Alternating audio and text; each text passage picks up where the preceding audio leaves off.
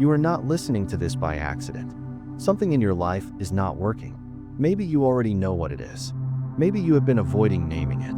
But there is a reason you pressed play on an audiobook about controlling your mind instead of doing literally anything else right now. That reason matters. Hold on to it. Because in about 8 minutes, you are going to understand exactly why that thing is broken and why every attempt you have made to fix it has failed. But first, I need you to do something. Stop whatever else you are doing. If you are driving, keep your eyes on the road, but turn off the part of your brain that is planning dinner or rehearsing tomorrow's meeting. If you are walking, stop looking at other people. If you are lying in bed pretending you are about to sleep, admit that you are not. I need your full attention for what comes next, because this is not information. This is confrontation, and it only works if you are actually here. Good. Now let me ask you something uncomfortable. When was the last time you had a thought and immediately did what that thought demanded, even though you knew it was not serving you? Maybe it was reaching for your phone first thing this morning before your brain was even fully online. Maybe it was replaying a conversation in your head for the 5th time this week, trying to win an argument that ended days ago. Maybe it was talking yourself out of the workout, the difficult conversation, the project you said you would start. When was it? Yesterday? An hour ago? 5 minutes ago? Here is what happened in that moment, and this is not comfortable to hear. You received an instruction from your own mind, and you followed it. No questioning, no resistance. You just obeyed, like an employee taking orders, like a soldier following commands. Except no one gave you that command. It came from inside you, and you still treated it like you had no choice. Let me tell you what that actually is. That is not thinking. That is being thought. There is a difference, and that difference is the entire reason your life looks the way it looks right now. Picture this. You are in a taxi. The driver does not ask where you want to go. He just starts driving. You watch the streets pass by. Some neighborhoods look familiar. Some look dangerous. Some look like places you definitely did not want to end up. But you say nothing. You just sit there, watching, occasionally hoping he turns left instead of right. Hours pass. Days pass. Years pass. And then one morning you wake up and realize you have been riding in this taxi your entire adult life, and you have never once told the driver where to go. That taxi is your mind. That driver is your unconscious programming. And the reason you have not reached your destination is not because you do not have goals, or because you are not talented, or because the universe is against you. It is because you have been a passenger, a spectator in your own existence. And passengers do not get to choose where they end up. Most people hear this and think, that is not me. I make decisions all the time. I chose my job. I chose my relationships. I chose to listen to this. And that is true. You did make those choices. But let me ask you a harder question. Did you choose the thoughts that led to those choices? Or did those thoughts just appear, and you assumed they were yours because they showed up in your head? This is where it gets strange. Your brain generates somewhere between 12,000 and 60,000 thoughts per day. That is a massive range, which tells you how difficult it is to measure. But here is what researchers at the National Science Foundation confirmed about those thoughts. The vast majority of them, roughly 80%, are negative, and 90% of them are the same thoughts you had yesterday. So you are not actually thinking new thoughts. You are running a repeat broadcast. The same worries, the same doubts, the same mental scripts you have been playing since you were 15 years old. And you have been treating that broadcast like it is live breaking news that requires your immediate attention. Let me make this concrete. You have a goal. Maybe it is building your business. Maybe it is getting in shape. Maybe it is becoming the kind of person who does not flinch when things get hard. You know what you need to do. The path is not mysterious. Wake up earlier. Work when you do not feel like it. Stop negotiating with discomfort. You know this. So why do you not do it? Because every morning, the broadcast starts. The signal comes in before your feet hit the floor. Not today. I am tired. I will start Monday. 1 more hour of sleep will not hurt. I need to feel ready first. And here is the part that should disturb you. You do not experience those thoughts as suggestions.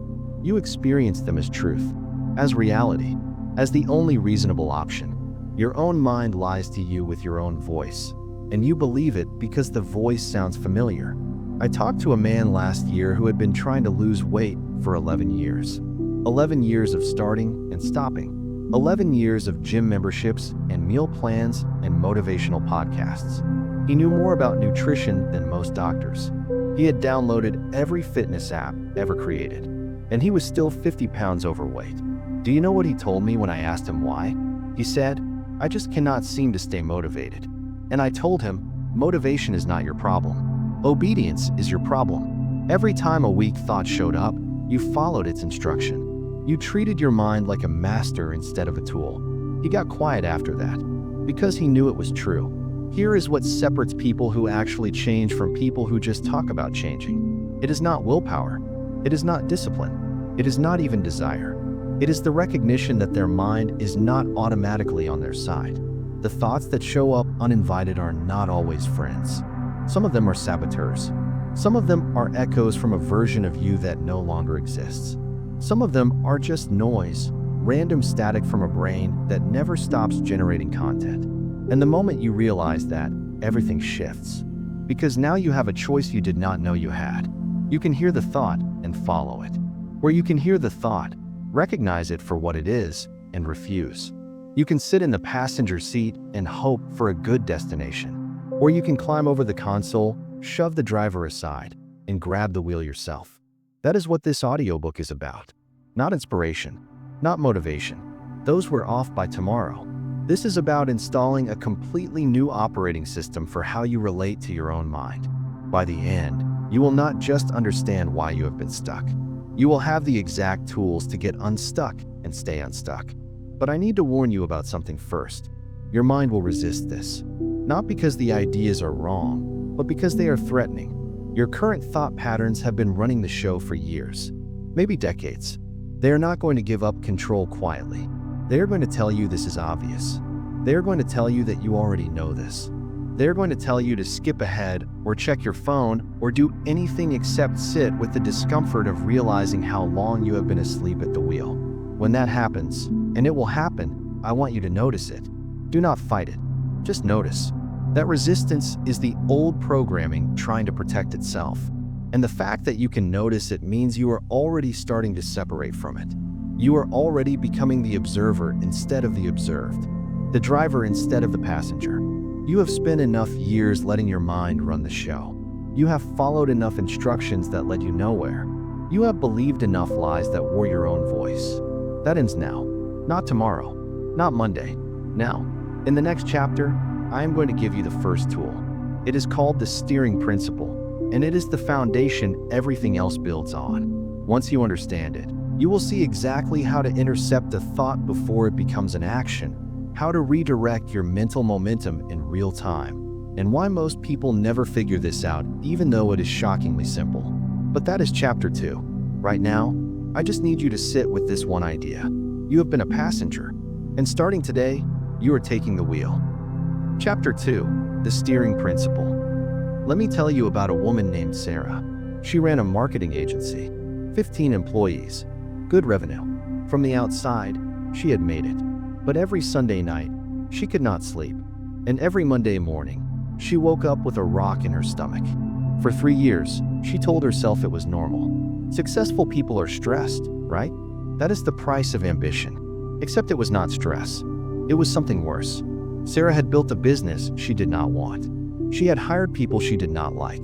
She had created a life that looked perfect on LinkedIn and felt like a trap everywhere else. When I asked her how that happened, she gave me the most honest answer I have ever heard. She said, "I never decided any of this. It just sort of happened. It just sort of happened." 5 words that explain almost every disappointment, every regret, every quiet crisis that successful people never talk about publicly. The marriage that slowly went cold, the body that gradually fell apart, the dreams that somehow became obligations. None of it was chosen. It just sort of happened. And that phrase, that admission, is the most dangerous lie your mind will ever tell you. Nothing just happens. Every outcome you are living right now is the result of a direction. The question is whether you set that direction or whether it was set for you. And for most people, the answer is uncomfortable. Here is what I want you to understand. Your mind is not a camera that passively records reality. Your mind is a vehicle. It is always moving. It is always going somewhere. There is no parked mode.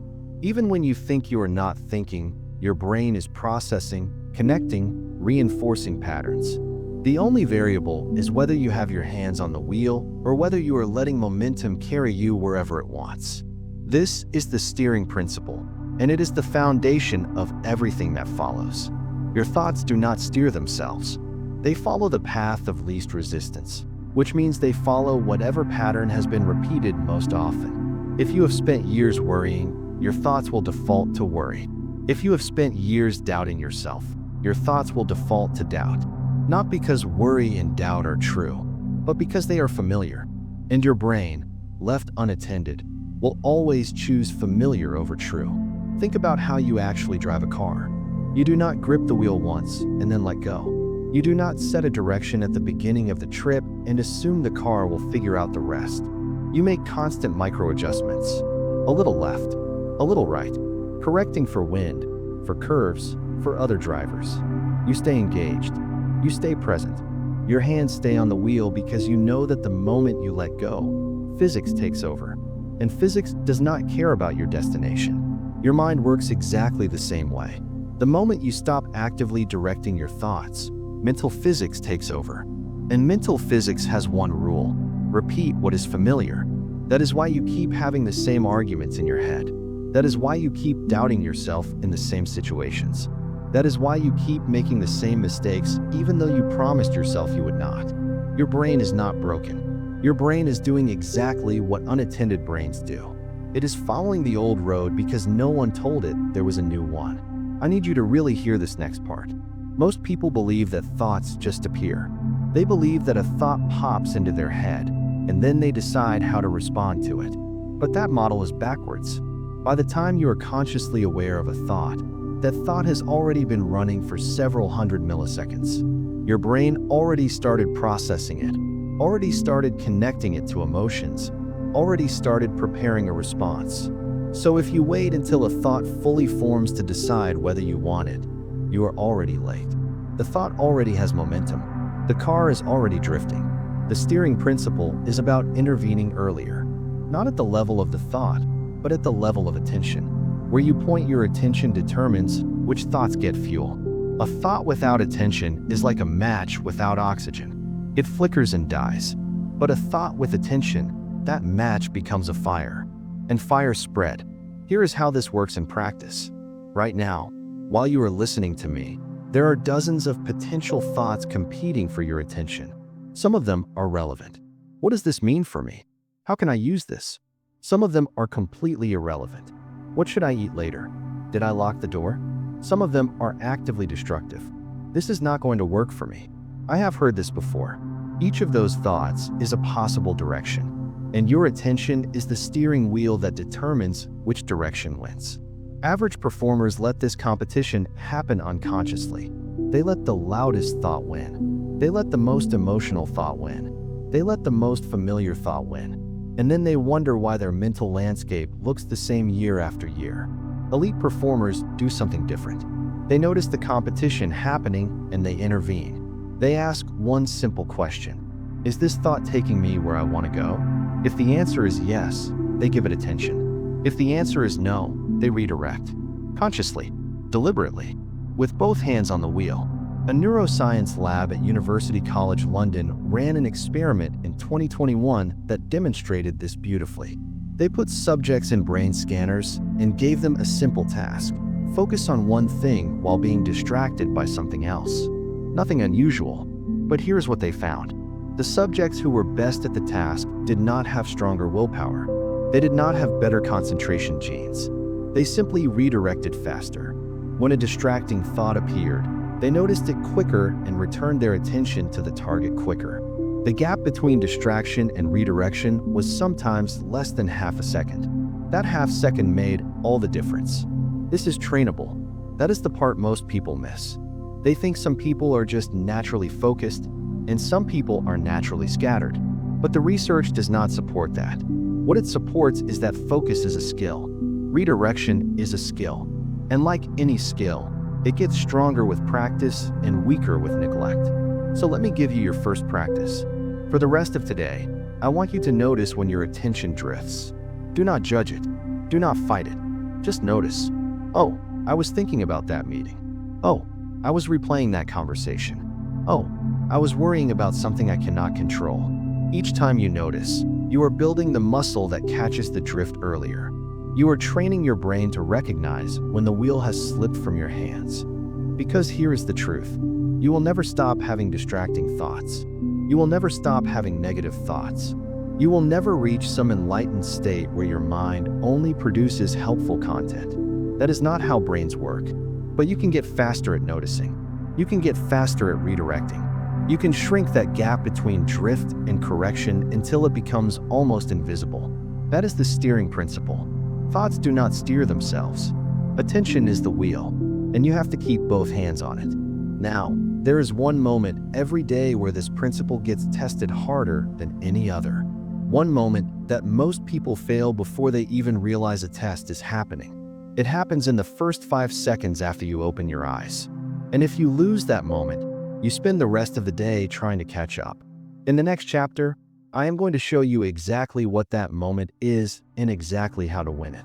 It is called the Snooze Button Test, and it is going to change how you think about mornings forever. Chapter 3: The Snooze Button Test. Every morning, before you are fully conscious, before your brain has even finished booting up, you take a test. You do not know you are taking it. There is no proctor. There is no timer. There is no grade posted on a wall somewhere. But the results of this test determine almost everything about the next 16 hours of your life. And most people fail it before they even realize it started. The test happens in the gap between your alarm going off and your feet touching the floor. 5 seconds, maybe 10. That tiny window is where your entire day gets programmed. And I am not being dramatic. I am being literal. Here is what happens neurologically when your alarm goes off. Your brain, which has been in sleep mode, suddenly receives a signal that it is time to switch into waking mode. But your brain does not want to switch. Sleep feels good. The bed is warm. The world outside the blanket is cold and full of obligations. So your brain does what it always does when facing discomfort. It negotiates. It sends you a thought. Just 5 more minutes. That thought feels reasonable. It feels harmless. What difference could 5 minutes possibly make? But that thought is not harmless. That thought is a test. And how you respond to it sets the tone for every decision you make until you go back to sleep. When you hit the snooze button, you are not just delaying your wake-up time by 9 minutes. You are sending a message to your subconscious mind. You are telling it that when discomfort shows up, you negotiate. You are telling it that your commitments are flexible. You are telling it that the voice of comfort has authority over the voice of intention. And your subconscious mind, which controls far more of your behavior than you realize, takes notes. It remembers, and it applies that lesson to every other decision you face that day. This is why people who hit snooze in the morning are more likely to procrastinate at work. This is why they are more likely to skip the gym. This is why they are more likely to eat something they said they would not eat, say something they said they would not say, avoid something they said they would do. It is not because they are lazy. It is not because they lack willpower. It is because they already established, before they were even fully awake, that negotiation is acceptable. They already told their brain that commitment is optional. I learned this the hard way. For years, I was a snooze button person. I would set my alarm for 6 and actually get up at 6:45. I told myself it did not matter. I told myself I was not a morning person. I told myself that those extra minutes of sleep were necessary for my health. But here's what I noticed. On the days I hit snooze, I was weaker all day. Not physically weaker, mentally weaker. I was more likely to give in to distractions. I was more likely to push hard tasks to tomorrow. I was more likely to break small promises to myself. And I could not figure out why until I understood what the snooze button actually represents. The snooze button is not about sleep. The snooze button is about who is in charge. When you hit it, you are saying that your feelings are in charge. When you ignore it and get up, you are saying that your decisions are in charge. And that distinction, feelings versus decisions, is the entire game. Let me introduce you to someone. His name is Marcus. He is a software engineer at a company you have definitely heard of. Smart guy, talented. But for 5 years, he was stuck at the same level while people he trained got promoted above him. When I started working with him, I asked about his morning routine. He laughed. He said he did not have one. He woke up whenever he woke up, checked his phone in bed for 20 or 30 minutes, eventually stumbled to the coffee machine, and started working around 10. He worked for a tech company with flexible hours, so nobody cared when he showed up. But here is what Marcus did not realize. He cared, or more accurately, his subconscious cared. Every morning, he was programming himself to be passive, to react instead of act, to let the day happen to him instead of making the day happen. I gave Marcus one assignment. For 2 weeks, set your alarm for the same time every day, and when it goes off, your feet hit the floor within 5 seconds. No negotiation, no checking the phone first, no exceptions. He thought it was ridiculous. He told me his sleep was more important than some arbitrary rule. I told him to try it anyway. 2 weeks later, Marcus called me. His voice sounded different. He said something strange had happened. He was not just waking up earlier. He was deciding faster at work. He was speaking up in meetings he used to stay silent in. He was starting tasks he had been avoiding for months. I asked him what changed. He said, "I do not know. I just feel like I am in control of things now." He was in control because he had trained himself in the first 5 seconds of every day that he was the one making decisions. Not his comfort, not his feelings, him. This is what I call the snooze button test. In passing, it is simpler than you think, but harder than you want it to be. Here's the protocol. Tonight, before you go to sleep, decide what time you are waking up tomorrow. Not a range, an exact time. Set one alarm for that time, not 3 alarms, not a series of backups. One alarm. Put your phone across the room so you have to physically get up to turn it off. And when that alarm goes off tomorrow morning, you have 5 seconds to get your feet on the floor. Not 5 seconds to think about it. 5 seconds to do it. Your brain will resist. It will tell you that you did not sleep well. It will tell you that today is different. It will tell you that you deserve rest. Notice those thoughts. Recognize them for what they are. They are the test. They are your subconscious checking to see if you meant what you said. And every time you act despite those thoughts, you pass. Every time you give in to those thoughts, you fail. There is no middle ground.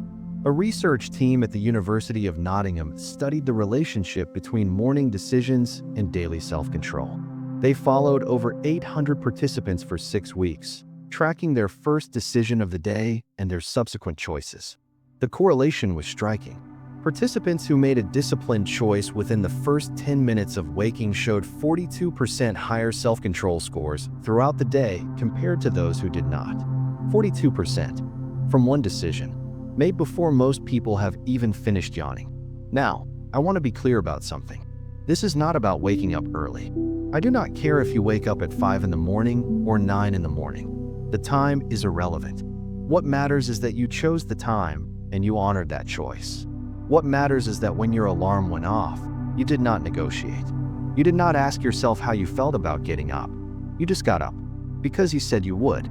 Because your word to yourself means something. Because you are not a passenger anymore. Some of you are listening to this and thinking, this seems too simple. How can something as small as not hitting snooze change anything meaningful?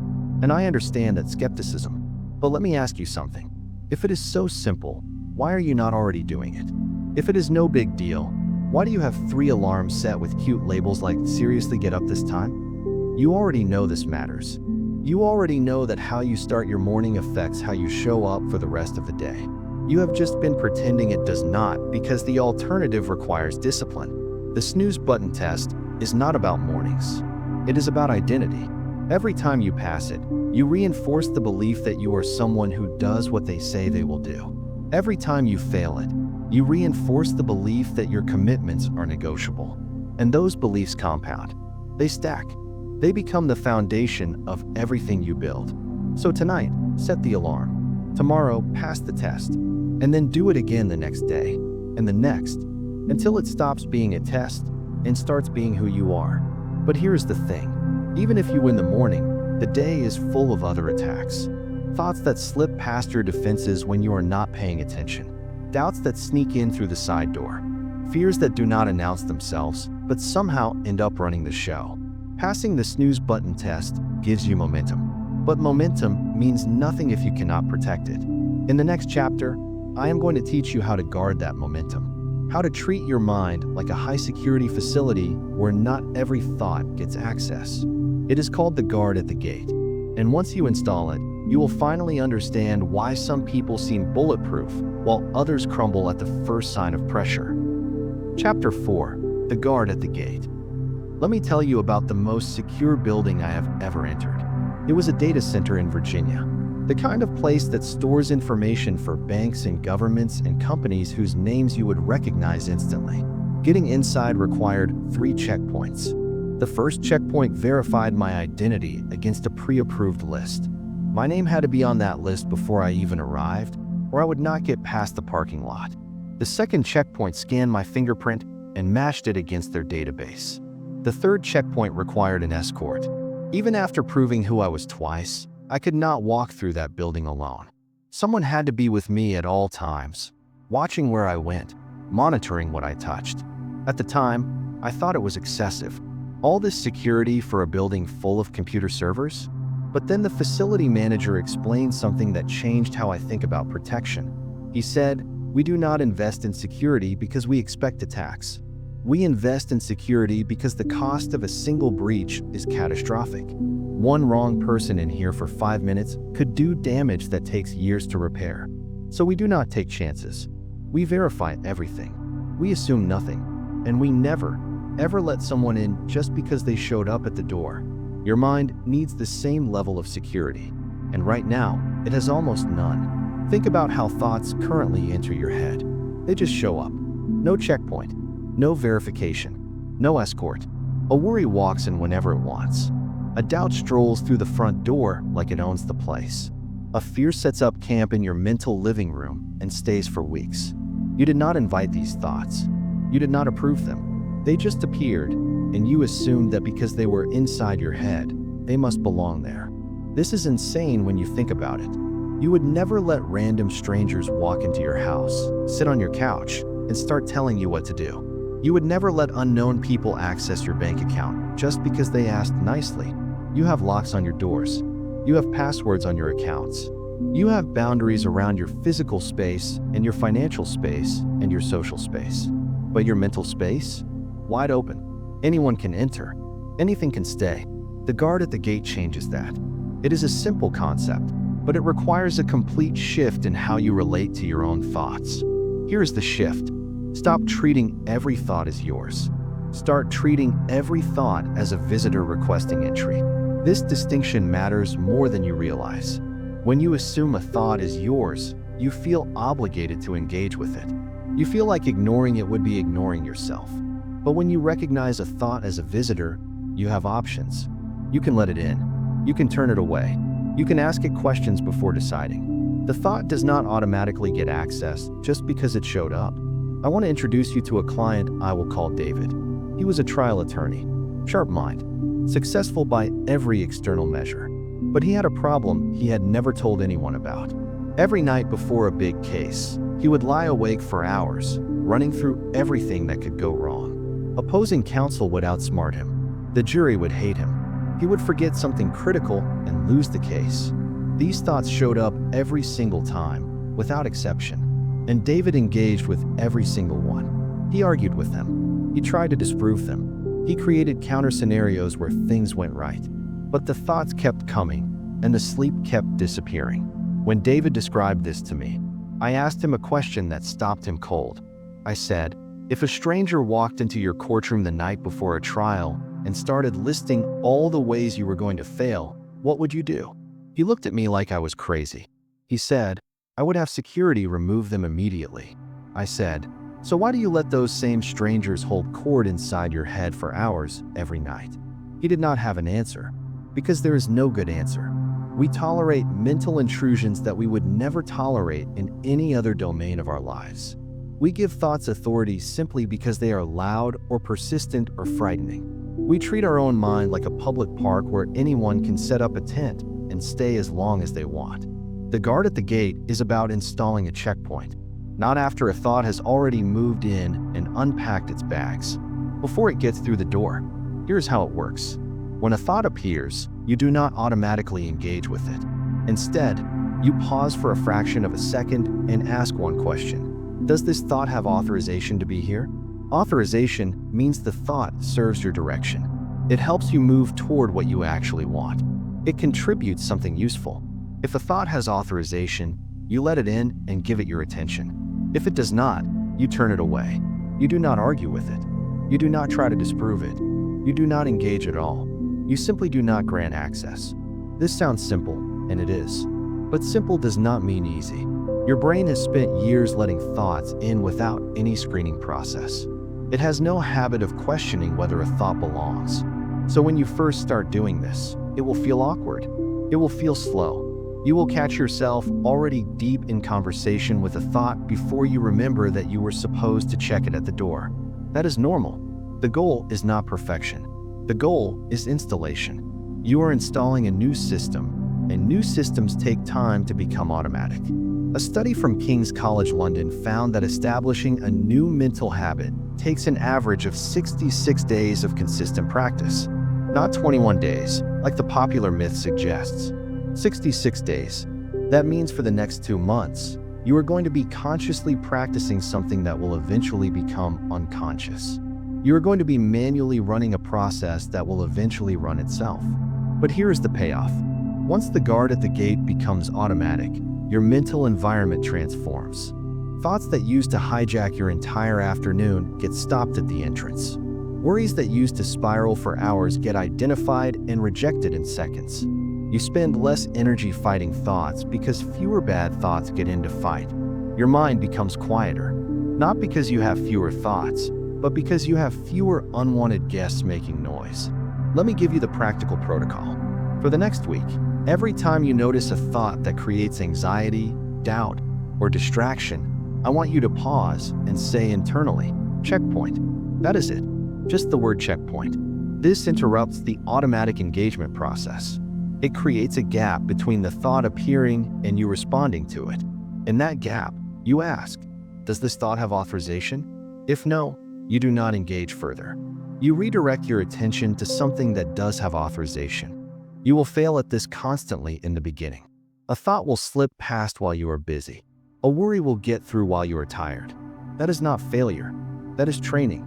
Every time you catch a thought, even after it already got in, you are strengthening the checkpoint.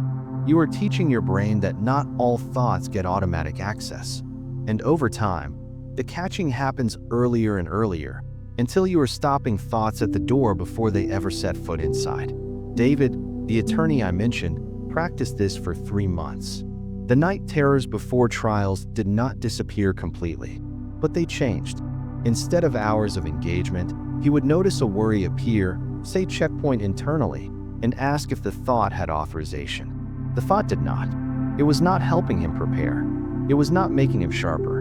It was just fear dressed up as preparation. So he would not grant access. The thought would linger at the door for a moment, then fade. Some nights, he did this 50 times. But 50 brief encounters is very different from one 5-hour siege. He started sleeping again, and his performance in court actually improved because he was not exhausted from fighting his own mind all night. This is what protection looks like. Not eliminating negative thoughts. That is impossible, but creating a system that screens them before they take over. A checkpoint that asks for authorization. A guard that does not let strangers through just because they showed up. You now have the architecture. You know how to start your day with the Snooze Button Test. You know how to direct your attention with the steering principle. You know how to protect your mental environment with the guard at the gate. But there is a problem. Some thoughts do not wait for your checkpoint. Some thoughts move so fast, they are already inside before you even notice they arrived. They are not walking through the front door. They are slipping through the cracks. In the next chapter, I am going to teach you what to do when that happens. How to reject a thought that already got in. How to remove an intruder that bypassed your security. It is called immediate rejection, and it is the difference between a thought visiting your mind and a thought taking up residence. Chapter 5, Immediate Rejection. There is a moment that happens so fast you barely notice it. A thought appears, not a helpful thought, not a productive thought, a thought that whispers something poisonous. You are not good enough for this. This is going to fail. Who do you think you are? The thought arrives, and then something critical happens in the next few seconds. Either you reject it, or you rented a room. Most people rented a room. They do not mean to. They do not consciously decide to host a destructive thought for the next 3 hours. But that is what happens. The thought shows up, they engage with it, and suddenly it is unpacking luggage and rearranging furniture. By the time they realize what happened, the thought is not a visitor anymore. It is a resident, and residents are much harder to evict than visitors. This chapter is about the window, that tiny gap between a thought appearing and a thought taking hold. If you can act in that window, you can stop almost any mental intruder before it does damage. If you miss that window, you are in for a fight. I want to tell you about the fastest mental shift I have ever witnessed. It happened with a client named Jerome. He ran a construction company. Tough industry, thin margins, constant pressure. Jerome was good at his job, but he had a habit that was slowly destroying him.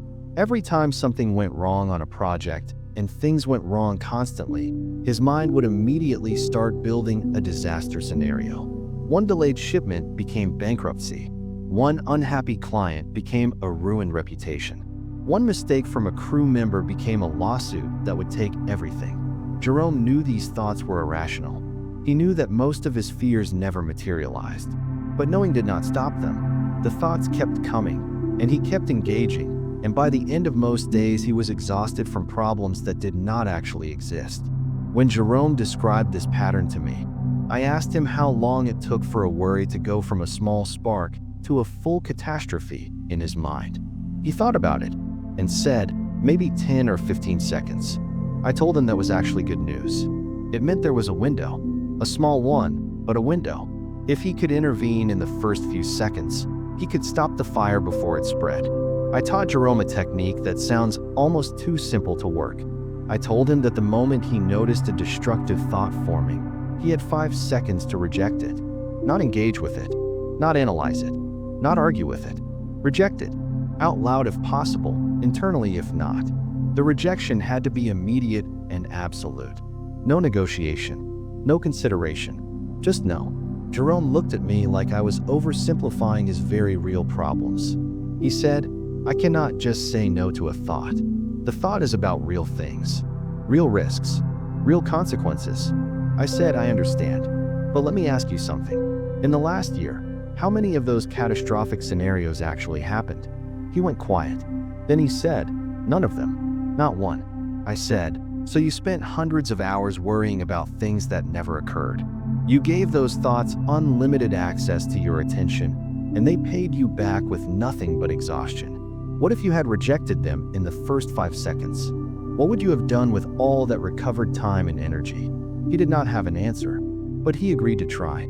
Here is the protocol I gave Jerome, and the same one I am giving you now. It is called immediate rejection, and it has 3 components. The first component is recognition. You have to notice a destructive thought early. This is harder than it sounds because destructive thoughts rarely announce themselves. They do not show up wearing labels that say, I am here to ruin your day. They show up disguised as reasonable concerns, legitimate worries, prudent caution, so you have to learn their patterns. For some people, destructive thoughts start with what if. What if this fails? What if they reject me? What if I am not good enough? For other people, they start with I always or I never. I always mess this up. I never get what I want. Pay attention to your own patterns. Learn the signature of your destructive thoughts so you can spot them before they settle in. The second component is the 5-second rule. Once you recognize a destructive thought, you have 5 seconds to reject it. Why 5 seconds? Because research from the University of Texas at Austin showed that emotional responses to thoughts intensify significantly after the first few seconds of engagement. The longer you interact with a thought, the more neural connections form around it, the more emotional weight it accumulates. After about 5 seconds, you are no longer dealing with a thought. You are dealing with a thought that has begun to feel true. And thoughts that feel true are exponentially harder to dismiss. The third component is the rejection itself. This has to be clear and non-negotiable. You do not say maybe. You do not say I will think about this later. You do not say let me just consider it for a moment. You say no. You say not welcome here. You say I do not engage with thoughts that do not serve my direction. The words matter less than the finality. You are closing a door and locking it, not leaving it cracked open for the thought to sneak back through. Now, here's what most people get wrong about this. They think rejection means suppression. They think I am telling them to push thoughts down and pretend they do not exist. That is not what this is. Suppression does not work. Decades of psychology research have proven that trying to suppress a thought actually makes it stronger. The famous white bear experiment showed that when people were told not to think about a white bear, they thought about it more than people who were given no instruction at all. Suppression is a trap. Rejection is different. Rejection is not pretending the thought does not exist. Rejection is acknowledging the thought exists and choosing not to engage with it. The thought is there. You see it. You recognize it. And you decide, consciously and deliberately, that it does not get your attention. You are not pushing it down. You are turning away from it. There is a difference. Think about it like this. If someone on the street starts yelling offensive things at you, you have options. You can engage with them. You can yell back. You can try to reason with them. You can stand there and absorb their abuse. Or you can keep walking. Not because you are pretending they do not exist. You heard them. You know they are there. But you are choosing not to give them your time. You are choosing not to let a stranger dictate your emotional state. That is rejection. It requires awareness. It requires acknowledgement. And it requires the discipline to turn away. Jerome practiced immediate rejection for 6 weeks. The first week was rough. He kept missing the window. A thought would appear, he would engage, and 10 minutes later he would remember that he was supposed to reject it in 5 seconds. But he kept practicing. The second week, he started catching thoughts faster. Still not in 5 seconds, but maybe in 30. The third week, he got it under 10. By week 6, something remarkable happened. The thoughts started coming less often. Not because he was suppressing them, because his brain had learned that those thoughts would not be entertained. They would be recognized, rejected, and ignored. So his brain, ever efficient, started generating fewer of them. Why produce a thought that always gets turned away at the door? This is the part that surprises most people. Immediate rejection does not just stop destructive thoughts from taking hold. Over time, it actually reduces how many destructive thoughts appear. Your brain adapts. It learns what gets attention and what does not. When you consistently reject a certain type of thought, your brain eventually stops prioritizing that type of thought. You are not fighting your mind. You are training it. But I need to warn you about something. There is a category of mental intrusion that disguises itself so well, most people never recognize it as an intrusion at all. It does not feel like a destructive thought. It does not feel like worry or doubt or fear. It feels like truth. It feels like your authentic emotional response to reality. It feels like something you should listen to because it seems to be coming from the deepest part of you. I am talking about your feelings. And in the next chapter, I am going to show you why your feelings are not what you think they are, why treating them as commands is destroying your progress, and how to finally understand the difference between a signal and an order. This distinction alone has saved more of my clients from self-sabotage than almost anything else I teach. And once you understand it, you will never be manipulated by your own emotions again. Chapter 6. Feelings are signals, not orders. I want you to think about the last time you did not do something you knew you should do. Maybe it was a difficult conversation you avoided. Maybe it was a project you postponed. Maybe it was a commitment you broke to yourself. Now I want you to remember the reason you gave yourself for not doing it. Chances are, that reason was a feeling. I did not feel like it. I was not in the mood. I did not feel ready. Something felt off. Here's the problem. You treated that feeling like a command. The feeling showed up, issued an instruction, and you obeyed. No questioning, no resistance. The feeling said, do not do this right now. And you said, okay. As if feelings have authority. As if feelings know better than your conscious decisions about what serves your life. This is one of the most destructive patterns in human behavior, and almost everyone has it. We have been taught, by culture, by therapy, by well-meaning advice, that our feelings are important, that we should honor them, that we should listen to what they are telling us. And there is truth in that. Feelings do carry information, but somewhere along the way, we confused information with instruction. We started treating feelings not as signals to be interpreted, but as orders to be followed. Let me make an important distinction. A signal is data. It tells you something is happening. A smoke detector going off is a signal. It means there might be fire. But the smoke detector does not tell you what to do about it. It does not say run or stay or grab the extinguisher. It just says pay attention, something is happening here. That is what feelings are. They are smoke detectors. They alert you to something. They do not tell you how to respond. An order is different. An order demands compliance. An order expects obedience. When you treat a feeling as an order, you skip the interpretation step entirely. The smoke detector goes off, and you immediately run out of the building without checking if there is actually a fire. Sometimes you run out of buildings that are perfectly safe. Sometimes you abandon important things because an alarm sounded and you assume the alarm was always right. Your feelings are not always right. This is crucial to understand. Feelings are generated by your brain based on patterns, memories, and associations. If you were rejected painfully in the past, your brain will generate fear when a similar situation approaches. Not because the current situation is dangerous, but because it pattern matches to something that was once painful. The feeling is real. The threat is not. I had a client, a woman named Elena, who could not apply for jobs she actually wanted. She would find a perfect position, start the application, and then stop. Every time. When I asked her what happened, she said it did not feel right. Something in her gut told her not to. She had learned to trust her gut, so she listened. But here is what Elena did not realize. Her gut was not protecting her. Her gut was repeating a pattern from 15 years ago when she applied for her dream job and got rejected in a humiliating way. Her subconscious had learned that wanting something badly leads to painful rejection. So every time she wanted something badly, her gut manufactured a warning. The feeling was real, but the feeling was based on a 15-year-old wound, not present reality. When Elena understood this, everything changed. She did not stop having the feelings. The gut warnings still showed up every time she found a job she wanted, but she stopped treating them as orders. She started treating them as signals.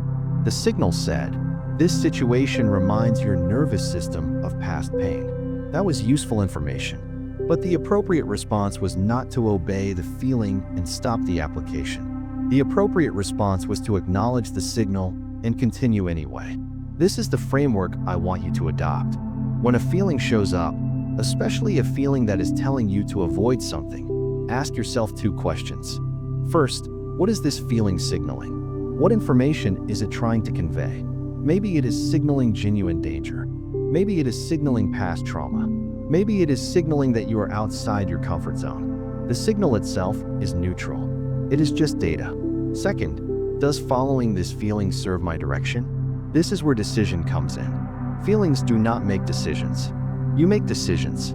The feeling can inform the decision, but it does not get to make the decision. If the feeling is signaling genuine danger, then yes, following it probably serves you. But if the feeling is signaling discomfort, unfamiliarity, or old wounds, following it might be the worst thing you can do. A study from Columbia University examined how high performers across different fields relate to their emotions. The researchers found something fascinating.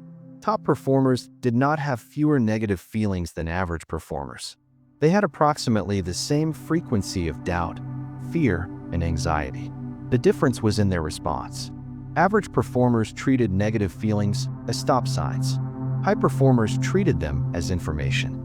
They felt the fear and made a conscious decision about whether the fear was relevant to the current situation.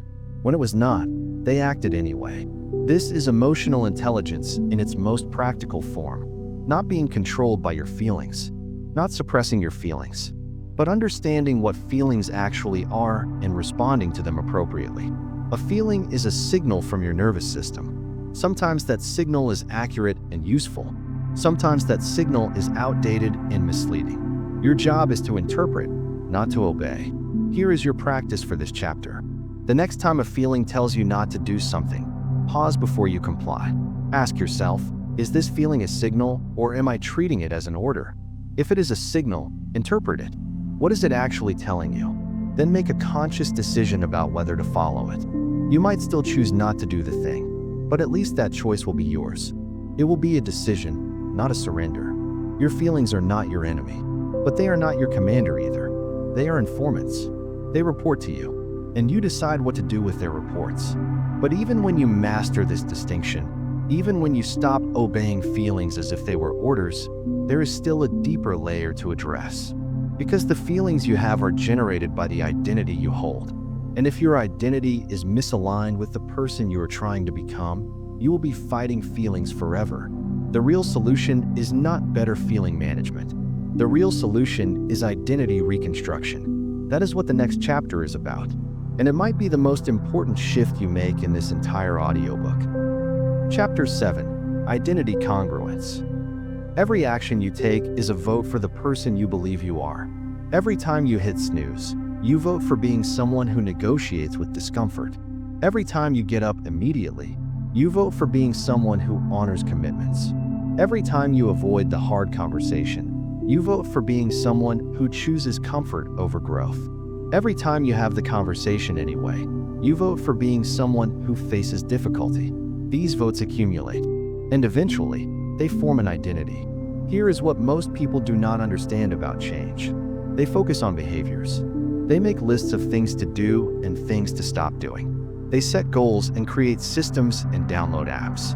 And sometimes it works for a while, but eventually, almost always, they slide back to where they started. The behavior change does not stick, and they blame themselves. They think they lack discipline or motivation or willpower, but that is not the problem. The problem is they tried to change their actions without changing their identity.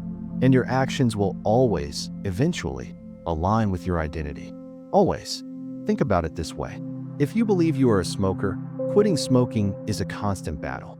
Every cigarette you do not smoke requires willpower. Every craving is a fight.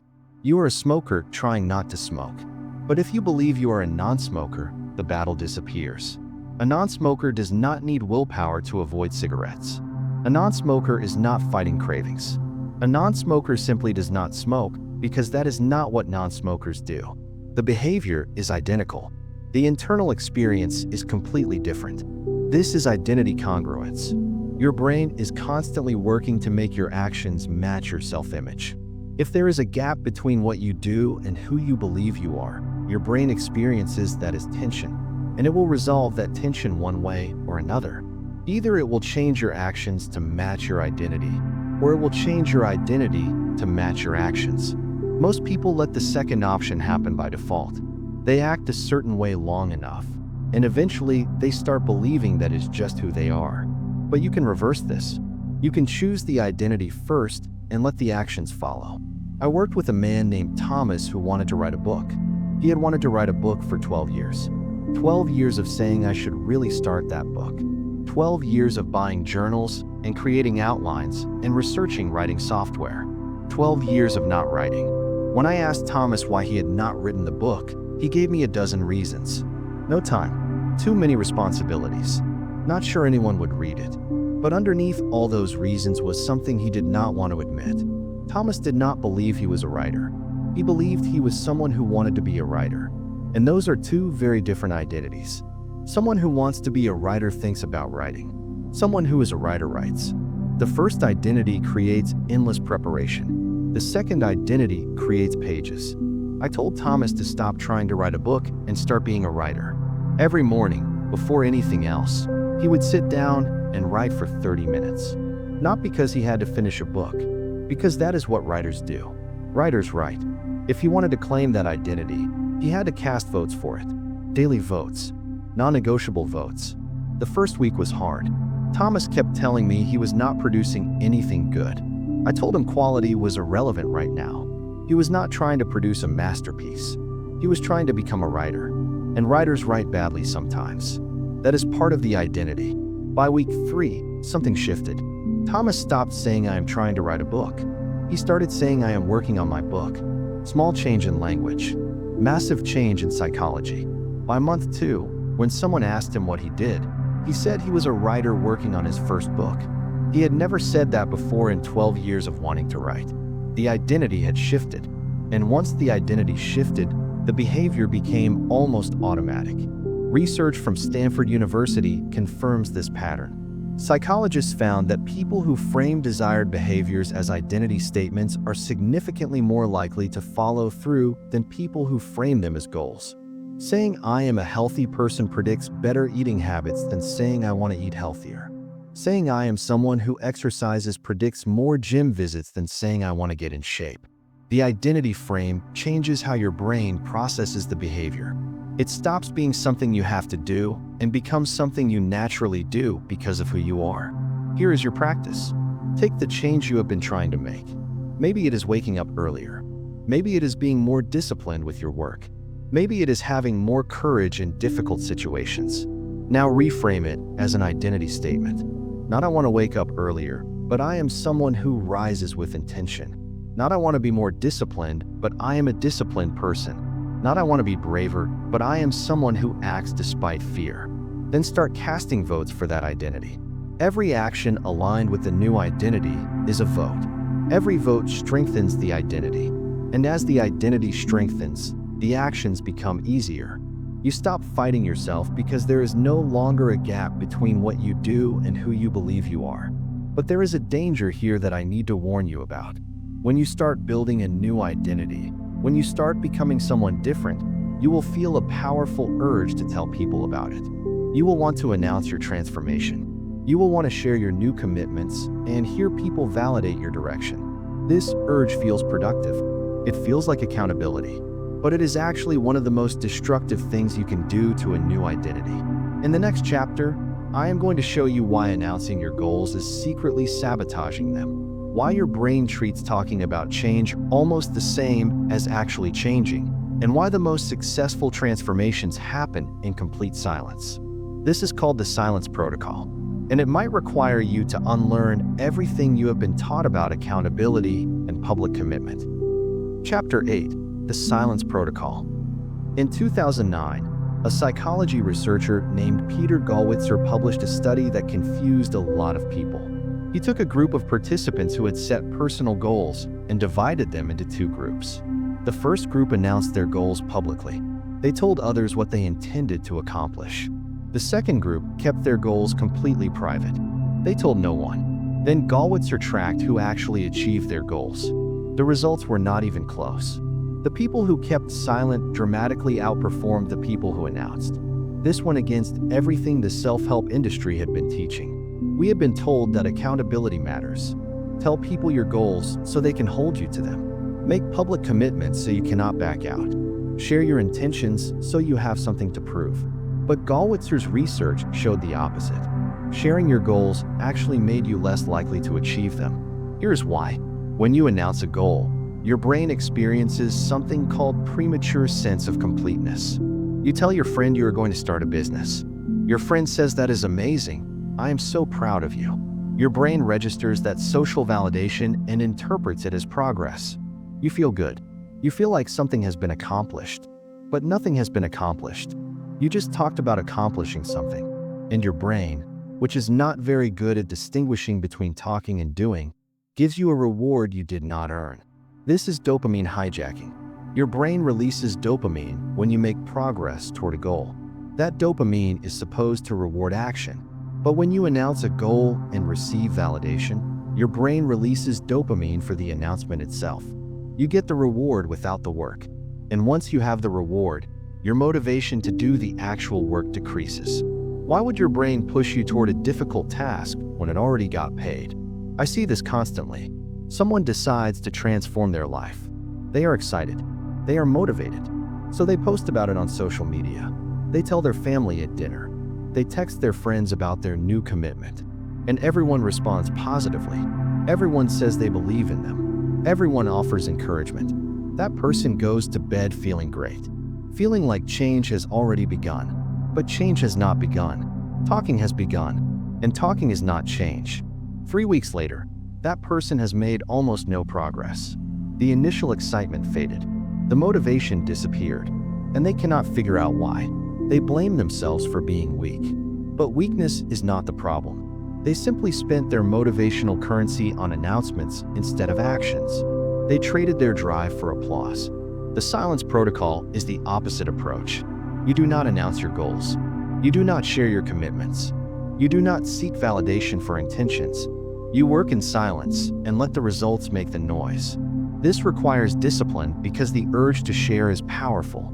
When you decide to change something significant, you want to tell people. You want witnesses to your transformation. You want support and encouragement and accountability. But that one is actually your brain looking for the easy dopamine. It is looking for a shortcut to the reward without the work. And every time you give in to that urge, you weaken your drive to actually execute. I worked with a woman named Catherine who had announced and failed the same goal 4 years in a row. Every January, she told everyone she was finally going to get in shape. Every January, she posted gym selfies and healthy meal photos. Every January, her friends cheered her on. And every March, she was back to her old habits, feeling worse than before because now she had failed publicly. The 5th year, I told Catherine to try something different. Tell no one. Do not post anything. Do not mention the gym to friends or family. Just go. Silently. Consistently. Let the results speak eventually, but not yet. She resisted at first. She said it felt lonely. She said she needed the accountability. I told her the accountability she thought she needed was actually the thing killing her progress. Catherine went silent. She deleted her fitness apps that shared to social media. She stopped texting friends about her workouts. When people asked what she was up to, she changed the subject. For 3 months, no one knew she was working on anything. And in those 3 months, she made more progress than in the previous 4 years combined. When her body started visibly changing, people noticed on their own. They asked what she was doing. And by then, the habit was so ingrained that external validation did not matter anymore. The identity had already formed in silence. Here is what most people miss about accountability. Real accountability is internal. It is you keeping promises to yourself because you decided those promises matter. External accountability, other people checking on you, only works if you already have internal accountability. If you cannot keep a commitment to yourself, having someone else ask about it does not fix the underlying problem. It just adds pressure to a broken system. When you work in silence, you are forced to develop internal accountability. There is no external validation to lean on. There is no applause to substitute for action. There is only you, your commitment, and whether you honor it when no one is watching. That is where real discipline is built, not in public declarations, in private consistency. Your practice for this chapter is simple but difficult. Whatever you are working on right now, stop talking about it. If you have already told people, stop giving updates. If you feel the urge to share progress, do not. Channel that energy back into the work itself. Let your results accumulate in silence until they become undeniable. Then, if you want to share what you have done, not what you are going to do. Past tense, not future tense. Accomplishments, not intentions. The world is full of people who talk about what they are going to do. They announce transformations that never happen. They share goals that never get achieved. They collect validation for work they never complete. Do not be one of them. Be the person who disappears for 6 months and comes back completely different. Be the person who lets the transformation speak for itself. Be the person whose results are so obvious that no announcement is necessary. Work in silence. Let success make the noise. But even with silence, even with all the tools you now have, there is still the matter of daily maintenance. You cannot install these systems once and expect them to run forever. Your mind requires regular recalibration. Your direction requires regular confirmation. And there is one practice, done every single morning, that ties everything together and ensures you stay on course. In the next chapter, I'm going to give you that practice. It is called the daily reset. And it is the difference between people who transform temporarily and people who transform permanently. Chapter 9, the daily reset. Your GPS does something interesting when you make a wrong turn. It does not lecture you. It does not remind you of all the other wrong turns you have made in the past. It does not shut down and refuse to help because you ignored its directions. It simply recalculates. It accepts where you are now and immediately plots a new route to where you want to go. No judgment, no delay, just recalibration. Your mind needs to do the same thing every single morning. Because no matter how disciplined you were yesterday, you wake up today in a new position. Your mental state has shifted overnight. Your emotional landscape has changed. The clarity you had at 10 in the evening is not automatically there at 6 in the morning. If you do not consciously reset your direction, you will drift. And drift, as you now understand, is how people end up living lives they never chose. The daily reset is a practice that takes less than 5 minutes but determines everything that follows. It is not meditation, although it might look similar from the outside. It is not journaling, although you can write it down if that helps you. It is a deliberate act of recalibration that answers 3 specific questions before you engage with anything else in your day. The first question is, what is my direction today? Not your goals for the year, not your vague aspirations. Your direction today. This has to be specific enough that you will know by tonight whether you followed it. I am moving toward completing the proposal. I am moving toward having the difficult conversation. I am moving toward honoring my physical commitments. The direction has to be concrete. Abstract directions like being more productive or having a good day are useless because you cannot measure them. They give your brain nothing to steer toward. The second question is, what thoughts will I need to reject today? You already know what your destructive patterns are. You know the doubts that show up. You know the fears that try to take the wheel. You know the negotiations your mind attempts when discomfort arrives. Before those thoughts appear, you name them. Today, I will need to reject the thought that I am not ready. Today, I will need to reject the urge to check my phone before my morning routine is complete. Today, I will need to reject the voice that tells me to postpone the workout. By naming them in advance, you take away their power of surprise. When they show up later, you recognize them immediately. You already decided this morning that they do not get access. The third question is, who am I being today? This connects to identity congruence. You do not ask what you are doing today. You ask who you are being. I am being someone who follows through. I am being someone who speaks truth even when it is uncomfortable. I am being someone who does not negotiate with resistance.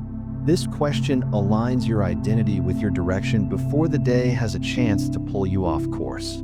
These 3 questions take about 3 minutes to answer honestly. But those 3 minutes are worth more than hours of productivity hacks and optimization systems.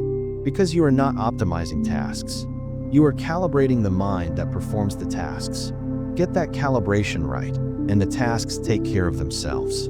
I learned this practice from studying people who maintain excellence over decades. Not people who peak once and fade. People who stay sharp year after year, who seem immune to the slow decline most people accept as inevitable. What I found is they all have some version of this morning reset. The language varies. The specific questions vary, but the principle is identical. They start each day by consciously choosing their direction instead of letting the day choose it for them. A man I studied for several months was a surgeon who had been operating for over 30 years. His error rate was among the lowest in his field. His colleagues half his age made more mistakes than he did. When I asked him how he maintained that level of precision for so long, he told me about his morning. Every day, before he left for the hospital, he sat in his kitchen for 5 minutes and reviewed 3 things. What surgeries was he performing today, and what was critical about each one? What mental traps might pull him off focus, and how would he recognize them early? And who was he being in that operating room today?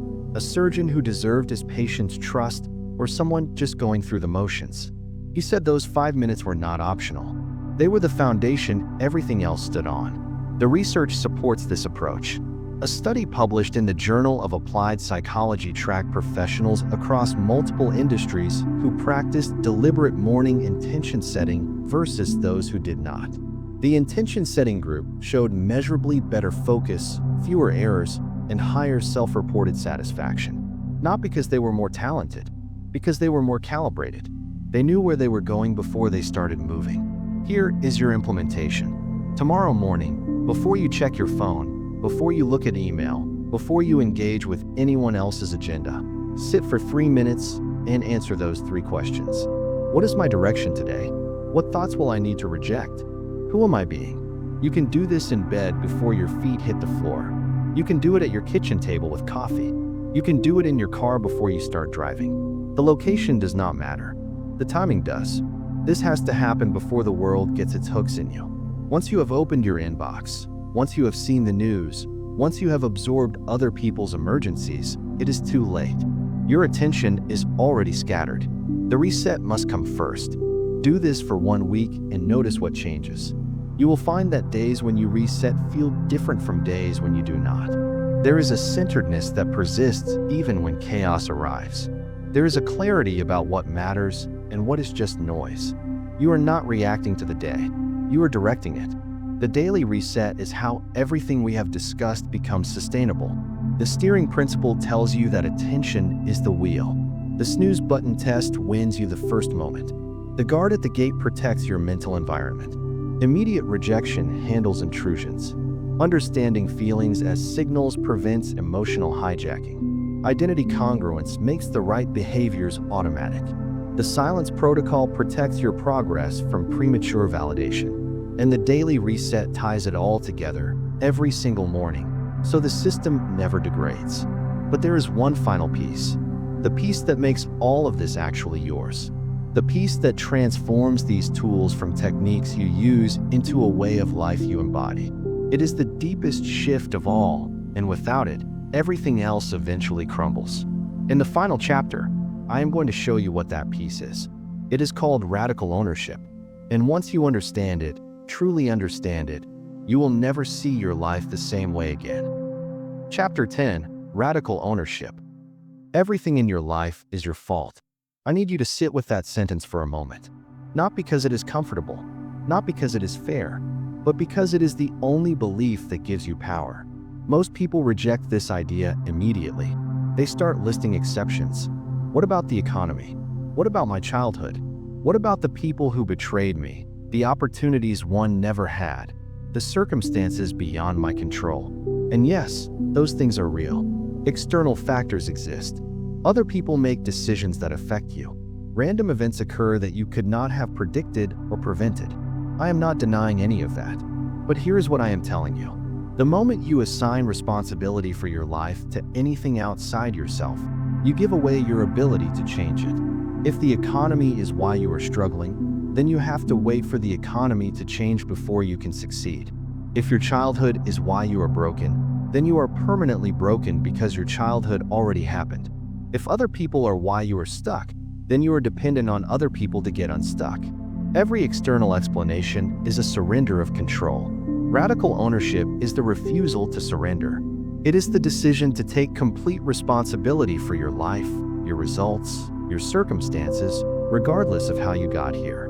Not because that is fair, because that is powerful. I worked with a man named Victor who had every reason to blame his circumstances. He grew up in poverty. His father left when he was 6. His mother worked 3 jobs and was never home. He went to failing schools in a dangerous neighborhood. By any objective measure, Victor started the game of life with a losing hand. And for his first 25 years, he played that hand exactly as you would expect.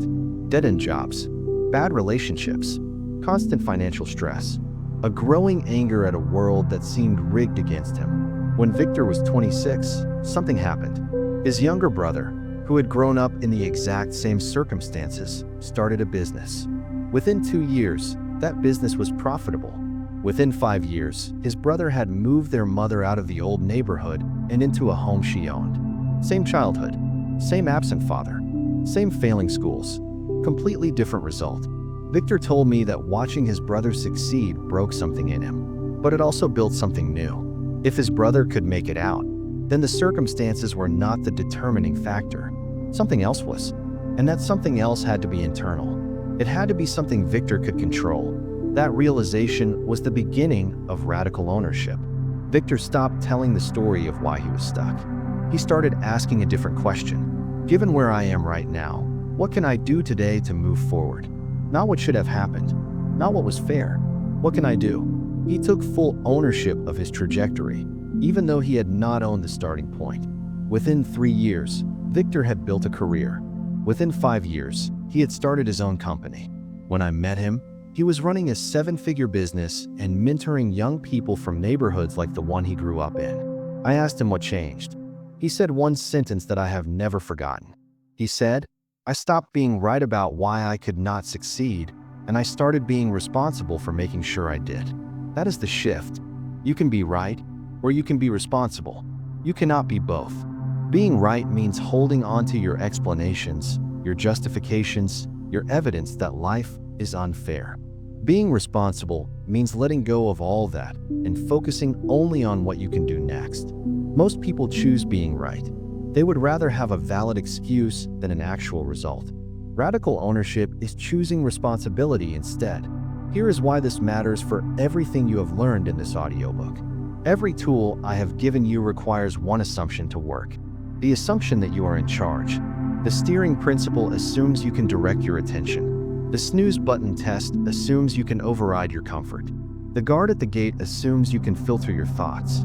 Immediate rejection assumes you can refuse mental intrusions. All of it assumes agency. All of it assumes you are the one driving. But if you believe, deep down, that external forces control your life, none of these tools will stick. You will use them when things are easy and abandon them when things are hard. You will practice them for a week and then slide back into old patterns. Because underneath the techniques, you still believe that you are a passenger. You still believe that the real power lies somewhere outside you. Radical ownership is the foundation under the foundation. It is the belief that makes all the other beliefs possible. When you take complete ownership of your life, the tools become natural extensions of that ownership. Of course you direct your attention, because your attention is yours to direct. Of course you reject destructive thoughts, because your mind is your territory to protect. Of course you work in silence, because your results are your responsibility, not anyone else's to validate. A study from the University of Pennsylvania followed two groups of people facing significant adversity: job loss, health crises, relationship failures. The researchers measured what they called locus of control, basically whether people believed they controlled their outcomes or whether external forces controlled their outcomes. The group with internal locus of control, the ones who took ownership, recovered faster, reported higher well-being, and achieved better outcomes in the following years. Not because their circumstances were easier. Their circumstances were statistically identical. The only difference was who they believed was in charge. Here is your final practice. And this one is not for a week. This one is for the rest of your life. Every time something goes wrong, before you explain why it happened, before you identify who is to blame, before you list the external factors that contributed, ask yourself one question: what is my part in this? There is always a part. Maybe you trusted the wrong person. That was a decision you made. Maybe you ignored warning signs. That was attention you did not pay. Maybe you were not prepared. That was work you did not do. Find your part. Own it. And then ask the next question: what can I do now? This is not about guilt. This is not about beating yourself up. This is about power. Every piece of responsibility you claim is a piece of control you gain. Every excuse you release is a limitation you remove. The more you own, the more you can change. The less you own, the more you are trapped. You started this audiobook as a passenger, someone who let thoughts drive wherever they wanted, someone who let feelings issue commands and followed them without question, someone who let external circumstances dictate internal reality, who blamed the economy, the timing, the people around them, the childhood they did not choose. You were asleep at the wheel of your own existence, watching the scenery pass, hoping the destination would somehow be good even though you never chose it. You are not that person anymore. Something has shifted in the last 80 minutes. You now understand what most people never figure out. Your mind is not your master. It is your vehicle, and you have been given the keys. You now have the tools to steer your own thoughts instead of being dragged by them. You have the protocols to protect your mental environment from intruders who would set up camp and steal your energy. You have the practices to reset your direction every single morning before the world gets its hands on you. You have the framework to separate feelings from decisions, signals from orders, noise from truth. And most importantly, you have the understanding that all of it, every single tool and technique and practice, depends on one decision. The decision to take the wheel. The decision to stop being a passenger in a life that belongs to you. Nobody is coming to save you. I need you to hear that clearly. There is no rescue on the way. Nobody is going to hand you the life you want because you deserve it, or because you have suffered enough, or because it is finally your turn. Nobody is going to do the work for you, make the changes for you, fight the battles for you, think the thoughts for you. It is you. It has always been you. The only difference is now you know it. And now you finally have the tools to prove it. The steering wheel is in front of you. Right now, in this moment, both hands, full intention, no negotiation, no hesitation. Take the wheel and do not let go.